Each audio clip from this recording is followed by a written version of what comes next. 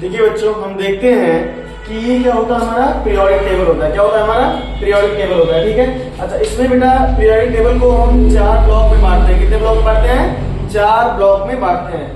S block, P block, D block और F block. ठीक है। ये दोनों कॉलम किसके हैं? एस ब्लॉक के हैं।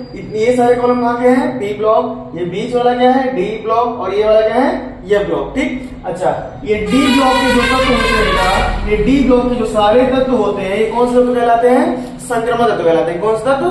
संक्रमण तत्व कहलाते हैं। लेकिन हम ये बोल सकते हैं कि जितने भी संक्रमण तत्व होते हैं डी ब्लॉक के तत्व होते हैं। जितने भी संक्रमण तत्व होते हैं वो डी ब्लॉक के तत्व होते हैं, परंतु डी ब्लॉक के सभी तत्व संक्रमण तत्व नहीं होते हैं। जैसे Zn, Cd, Hg और Cn, ये डी ब्लॉक के तत्व नहीं होते हैं। क्लियर? डी संक्रमण तत्व की परिभाषा है कि यदि हम तत्वों का इलेक्ट्रॉनिक विन्यास करते हैं, यदि डी कक्षक में आयुग्मित इलेक्ट्रॉन मिल जाते हैं तो वो कैसे तत्व होंगे?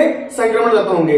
इससे बेटा 4 क्वेश्चन निकलते हैं आपके। जैसे पूछ लिया कि मतलब संक्रमण तत्व या डी ब्लॉक के तत्व मुख्यतः रंगीन यौगिक क्यों बनाते हैं? तो ये मुख्यतः रंगीन यौगिक इसलिए बनाते हैं क्योंकि इनके डी कक्षक में आयुग्मित इलेक्ट्रॉन पाए जाते हैं। क्लियर? अच्छा, ये चुंबकीय और पंचचुंबकीय कब होते हैं? जब बेटा इनमें इनके डी कक्षक में आयुग्मित इलेक्ट्रॉन पाए जाएंगे। जब इनके डी कक्षक में आयुग्मित इलेक्ट्रॉन पाए जाएंगे तो ये कौन से तत्व होंगे बेटा? चुंबकीय होंगे। कैसे होंगे? चुंबकीय होंगे। अगर युग्मित पाए जा रहे हैं कैसे होंगे? प्रतिचुंबकीय होंगे। ठीक है। अच्छा, तो इतना ध्यान रखना दो कि डी ब्लॉक के जो तत्व होते हैं मुख्यतः रंगीन यौगिक बनाते हैं, चुंबकीय होते हैं और संक्रमण तत्व होते हैं। यह ब्लॉक को क्या बोलते हैं बेटा? अंतः संक्रमण तत्व। यह ब्लॉक क्या बोलते हैं? अंतः संक्रमण तत्व। ठीक। अंतः संक्रमण तत्व में क्या कहते हैं? लेंथेनियम और एक्टिनियम। लेंथेनाइट श्रेणी और एक्टिनाइट श्रेणी, है ना।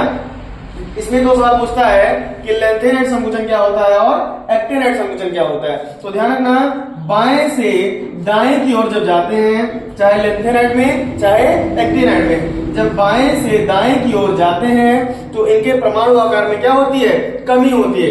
इनका परमाणु आकार घटता है और परमाणु त्रिज्या भी क्या होती है? घटती चली जाती है। ठीक है। जिससे इनके मतलब आकार में बेटा क्या आता है? सिकुड़न आता है। क्या पैदा होता है? सिकुड़न, जिसे हम क्या बोलते हैं? संकुचन। क्या बोलेंगे?